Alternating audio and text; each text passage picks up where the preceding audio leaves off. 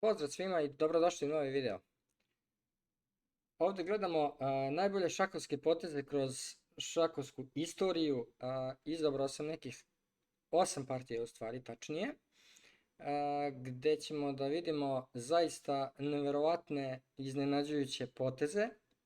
Za neke ove šahiste ste čuli, za neke niste čuli, za neke ste sigurno čuli, zato zavalite se udobno i uživajte.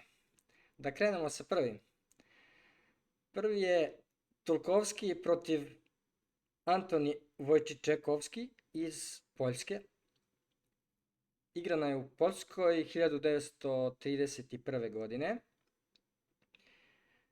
Znači, Anton je crne figure, Tulkovski bele figure i ovdje imamo potez stop na D2. Napada pešaka. Beli ovdje igra skakača A4, logičan potez, napada pešaka, ujedno i još jednom ovog lovca ovdje. I crni uzima pešaka na B2 sa topom. Sjajan potez. Znači da je topa za pešaka. Beli uzima topa. Crni pešak na C3 napada skakača. Skakač uzima lovca na B6. Sada crni ovdje ima dva poteza, znači može da uzme skakača. U tom slučaju top uzima pešaka i rešen je problem belog. Ili da gurne pešaka napred. Ili da gurne ovog pešaka na C4. Top na B4.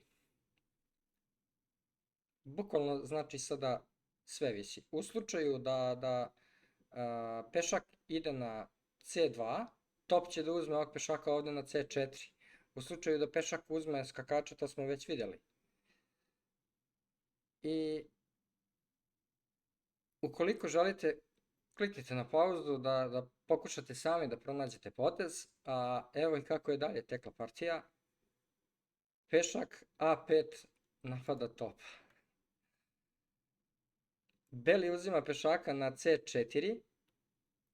Pešak ide na C2. Sljedeći je promocija. Ne uzima znači ovog topa, nego promoviše u damu. I daje šah. Kralj ide na H2. I posle poteza dama na C5. Beli je predao. Visi i top, visi i skakač. Neverovatno. Potez mnogo je. Znači ovdje pešak ako uzme, ovo je rešeno naravno. Sjajan potez na C4 i zatim još jedan na A5. Svaka čast za partiju. Idemo na drugo. Ova je igrana u Francuskoj 1973. Između Emil Dimera i Fro Tromsdorfa. Crni je igrao potez dama na G5. Beli igra damu na G4.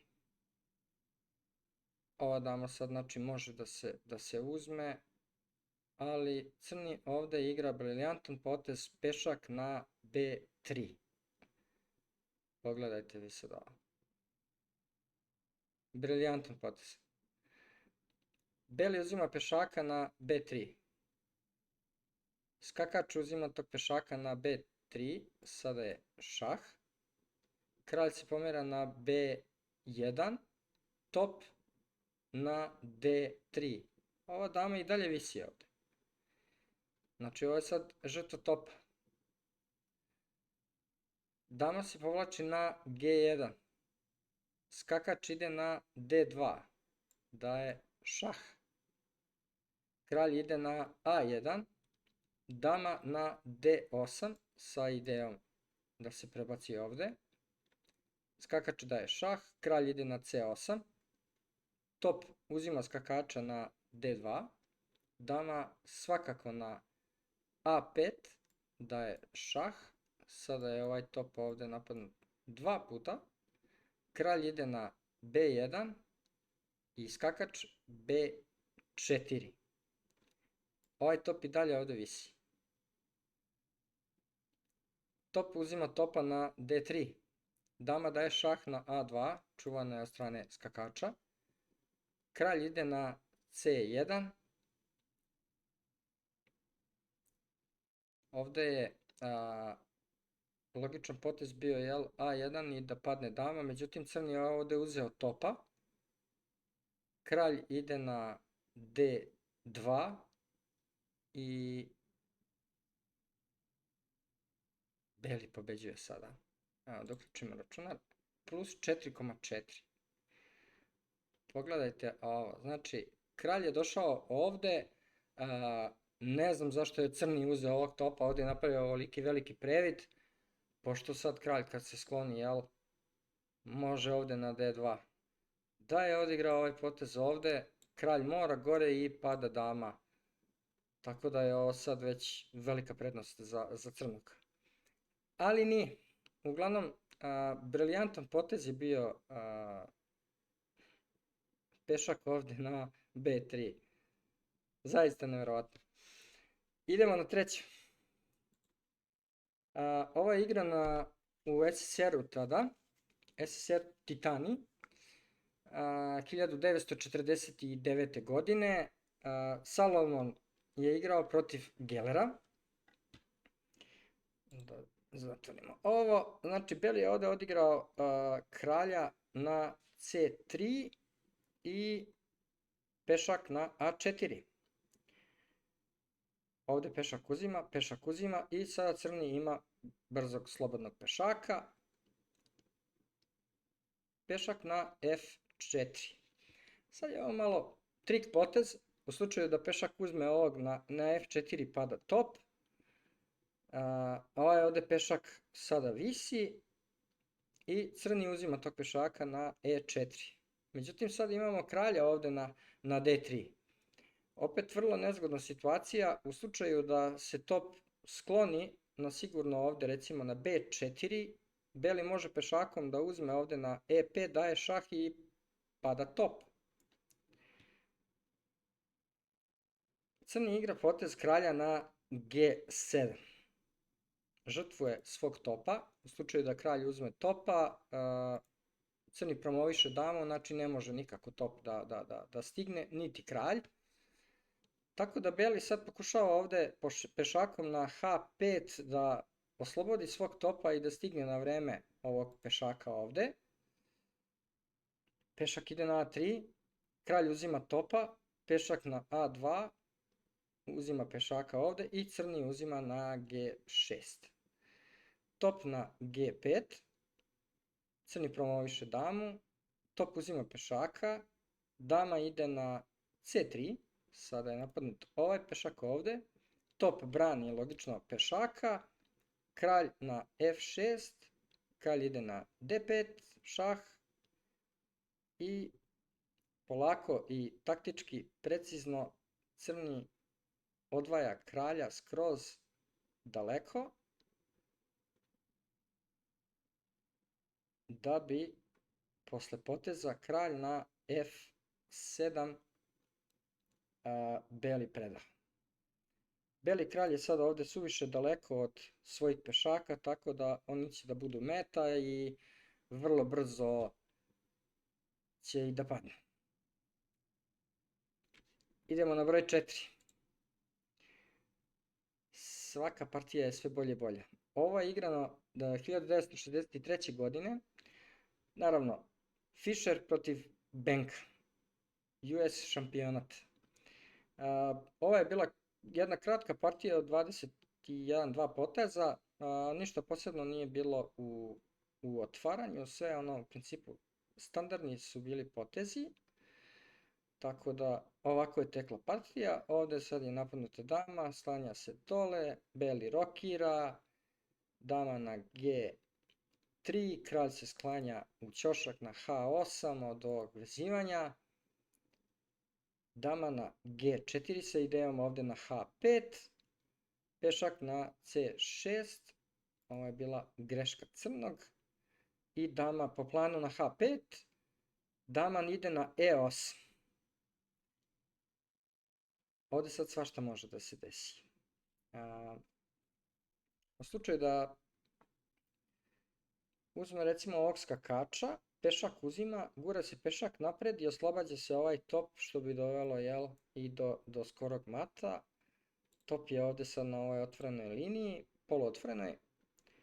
Tako da lovac uzima skakača ovdje na d4. Crni uzima na d4. I sad ovdje je crni računao, ako pešak ide ovdje na e5, on ima potez pešakom na f5 i da blokira lovca. Međutim, top ide na f6. Fischer pronalazi jedan odličan potez. Tako da ovdje sada crni sklanja kralja ovdje na g8, ne uzima tog topa, jer usledio bi ovaj potez, također opet pretnja mat. Pešak ide na e5 svakako. Napada ujedno skakača i ovo je sad pretnja matom u potezu. Pešak ide na h6. Skakač na e2 i crni predaje. Ovdje je Benko predao. Fischer zaista nevjerojatno pronalazi. Znači ideja mu je da stavi skakača ovdje na g3 i na f5 kako bi sklonio ovog odbrambenog lovca koji brani i pešaka i kralja ujedno i dolazi do mata sigurno. Nevjerovatan je. Znači potez top f6. Evo na primjer ako se uzme taj top, vise obe figure, ovo je pretnja matom, crni ne može da se odbrani ovdje, u slučaju da gurne pešaka jednostavno je i to je to. Idemo na broj 5. A ovo je igrano 1994. godine. Beli je igrao potez topa na d6 i napada dama. Beli je Garri Kasparov protiv Kramnika. Crni igra potez skakača na d5. Napada dam belu.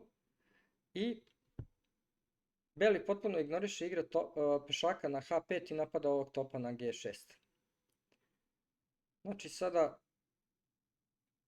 top napada ovu damu, skakač napada ovu damu, ovaj top ovdje visi, ovaj skakač ovdje visi, totalan haos na tabli, ali Kasparov nevjerojatno koje je razumevanje ove pozicije.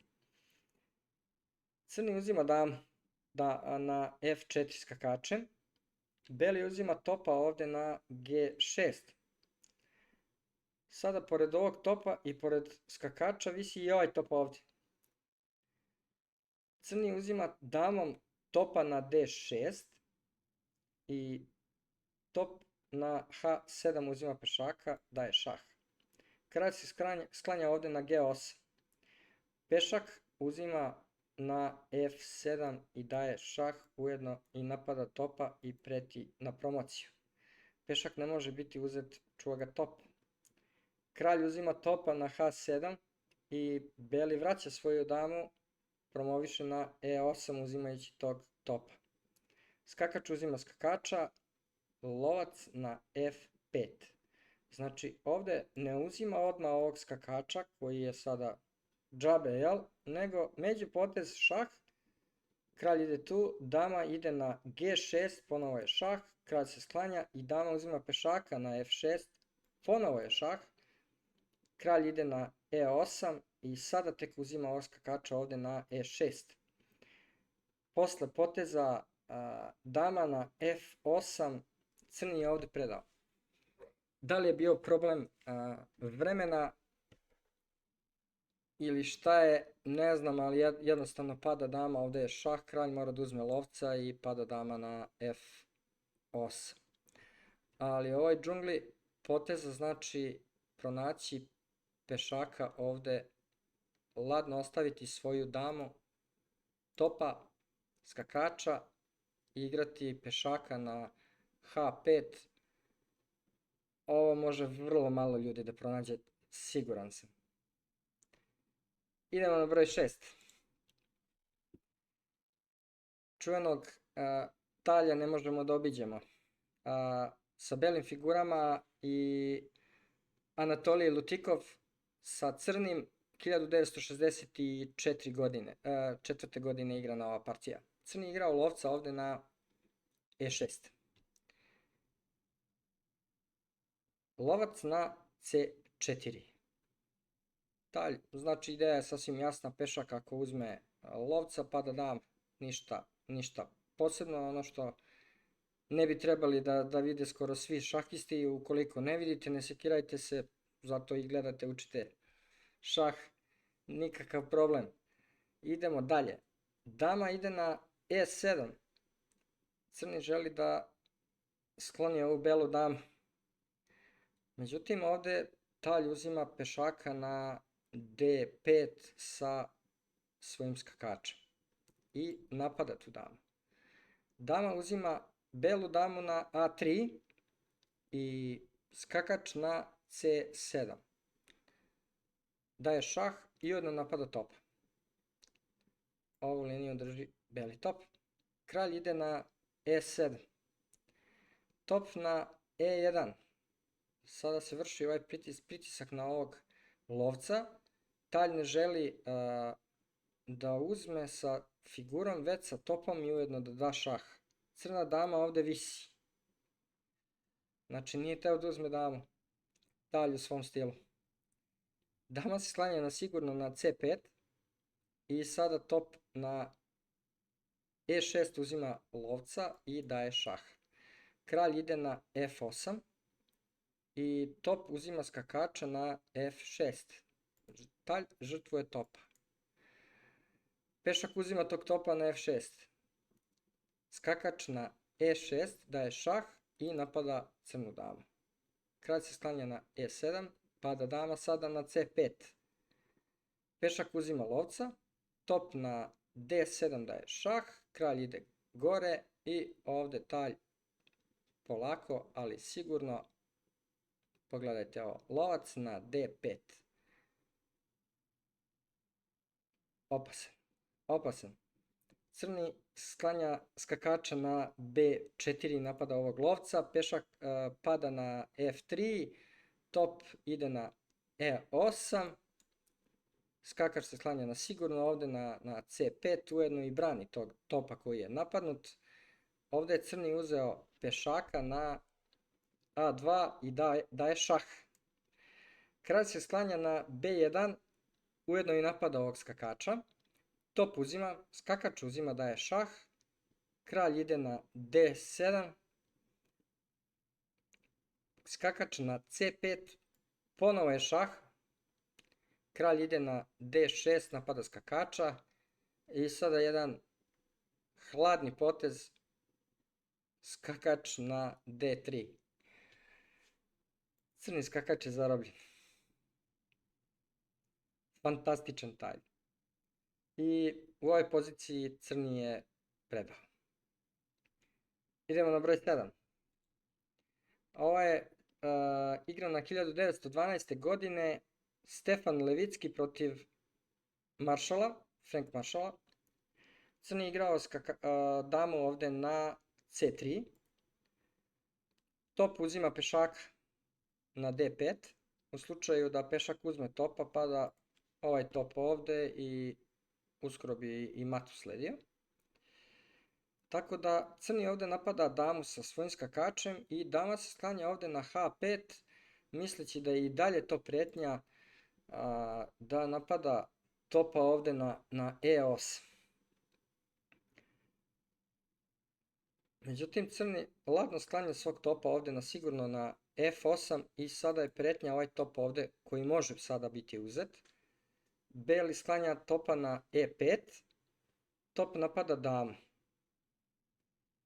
Dama se sklanja na G5. Ukoliko želite, kliknite na pauzu, probajte da nađete jedan sjajan potez, znači koji je maršal odigrao. Evo i kako je tekla partija dalje. Top uzima lovca na h3. U slučaju da pešak uzme topa, skakač dolazi na f3, daje šah, pada dama. Beli napada damu topom na c5, dama se sklanja na g3 i šta da vam kažem, ovo je nevjerovatno briljantan potez. Ovdje beli ovu damu može da uzme na tri načina. Ako uzme ovim pešakom, šah, mat u potezu. Top drži ovu liniju. Ako uzme sa ovim drugim pešakom, ideja je ponovo šah, mat, top na f1. U slučaju da se uzme sa damom, ponovo je šah, skakač uzima, daje šah, ako pešak uzme, ovo je mat ponovo. Kralj može ovamo da se skloni, ponovo je šah i crni pobeđuje. Tako da je beli posle poteza dama na g3 predao partiju. I idemo na zadnju, zaista sjajnu. Ova je igrana u Španiji 1998. godine. Veselin Topalov protiv Aleksej Širova. Znači u Španiji. Ovdje je dama na a2 igrana. I pošto je šah, crni igra damu ovdje na d5, ima dva pešaka i trebalo bi da bude osigurana pobjeda. Beli je ipak rešio da menja dame u slučaju da ne bi bila neke greške, pošto jedna greška skupo košta. Igra lovca ovdje na d2 i napada ovog pešaka. Po računaru inače je ovo neka blaga prednost, mislim da je oko -1. I jednostavno crni sklanja pešaka ovdje na sigurno sada na a4. Lovac napada pešaka, kralj se aktivira, ide na f7. Beli polako sprema svoje pešake na crno, pošto crni ima belopoljca. I kralj ponovo još aktivnije ovdje na e6. Kralj ide na g1. I pazite ovaj potez. Nevjerovatno. Lovac na h3. Širov igra lovca na h3. Žrtvuje svog lovca. U slučaju da kralj sad krene ovamo, crni će da dođe tu, ovaj će ovamo, pada ovaj pešak i partija je gotova. Tako da beli mora da uzme tog lovca, ali sad je pešačka struktura uništena. Sada crni ima 3 pešaka ovdje, koji su slobodni da izađu. Kralj ide na f5, kralj f2, kralj na e4, ovaj pešak sada ovdje visi. I beli uzima tog pešaka. Međutim, sada crni igra potez pešak na d4 i prekida ovu dijagonalu, da bi recimo ovaj pešak mogao bezbedno da prođe. Beli igra lovca ovdje na e7. Sada drži ovu dijagonalu. Ali kralj ide na d3, lovac c5 i kralj ovdje na c4, sada napada lovca, lovac se povlači nazad, kralj ide na b3, kralj beli se privlači ovdje na e2 i kralj na c2. Crni pobeđuje potpuno sada ovdje. Lovac ide na b4, ovdje imamo šah, kralj ide na e3 i beli je predao. Crni šta god da uradi sad, ako krene ovog pešaka, beli mora da ga uzme, onda ovaj izlazi. Ako igra ovog pešaka ovdje, mora da ga uzme, onda ovaj ovdje izlazi.